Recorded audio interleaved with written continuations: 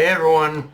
So this chapter was interesting, as seemingly it brings a rather quick conclusion to the conflict on Elbaf, with Luffy and Loki very quickly dispatching Emu, freezing it in a block of ice before Emu teleported away from Elbaf back to Marichwa.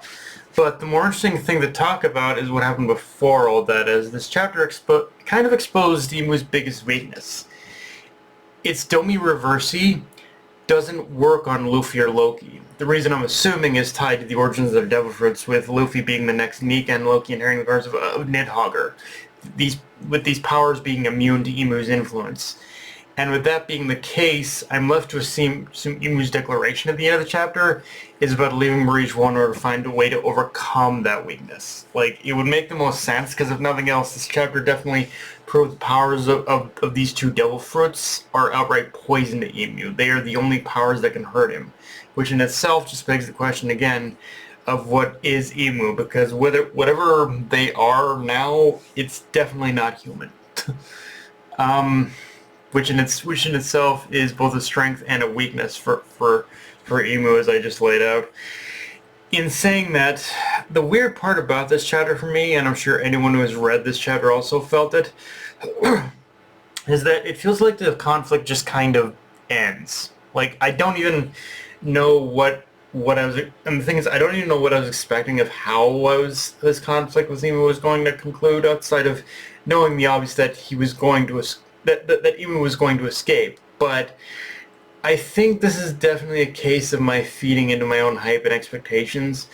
But I also think what is affecting that underwhelming feeling to me is that it does feel for right now like Oda kind of lied to us about Usopp. Like, he promised Usopp was going to get his moment to shine in this arc, and while he technically did, let's be honest, it definitely didn't meet the expectations people had, especially the theory crafters. Like, they're the ones who I know are going to get pissed off the most, but by basically the ending of this chapter the most, if they aren't already. Although, in saying that, how things end in this chapter does also feed into the theory I've had since the beginning as well, that any major development for Usopp might come in the aftermath of the conflict with the government and not during it. The key word being might, because I honestly don't know where exactly Oda's gonna take things from here with Usopp.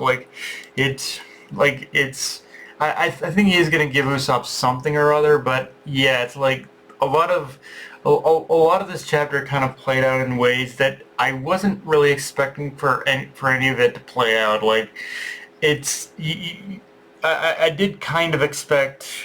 It's just one of those things where I did kind of expect a little more, and yet both Loki and Luffy kind of just kind of put an end to things like then and there. So it's like, yeah, I guess it is what it is, and we just got to figure out where things are going to go from here.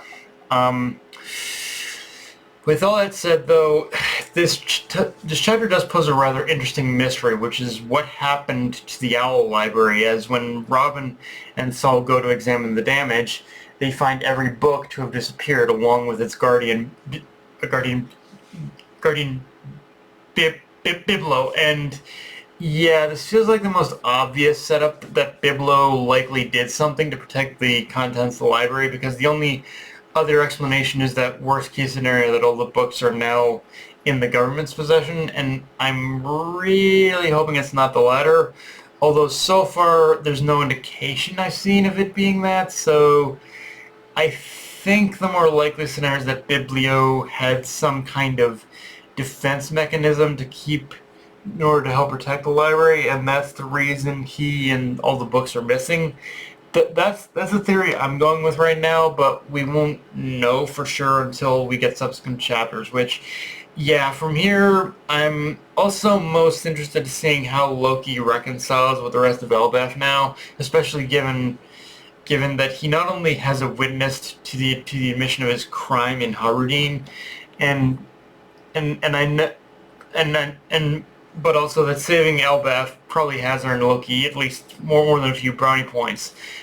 but there's still a bit of reconciliation that needs to happen, so I'll be curious how Oda handles that, especially now that Elbaf has kind of experienced the full wrath of the world government and Imu, but considering everything else that just happened, I think it is definitely going to be a hell of a conversation starter, and I think it's more than likely what the Elbaf is going to listen to Loki and what he has to say. Like like if Loki decides to tell the full truth about what happened on that day, I think they're more likely to believe him, and I don't think that they're going to be as disenfranchised as much as much as